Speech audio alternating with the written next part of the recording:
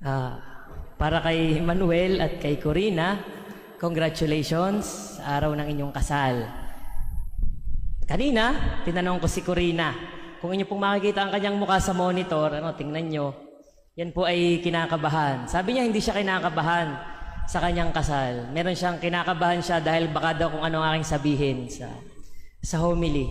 At bigla pa nga pong walang magkakasal. Kanina, kaya talagang kabadong-kabado si Corina. Ngayon po inariyan na si Father Janse. Huwag kang mag-alala. Yan. Ako din po, sa tunay ay kinakabahan. Dahil meron po kaming mga revelasyon sa araw na ito. Una, kanina habang binabasa namin ng mga pari ang kanilang love story, kasi yun lang naman halos ang ikinekwento kapag ikinakasal, magkaiba sila ng version.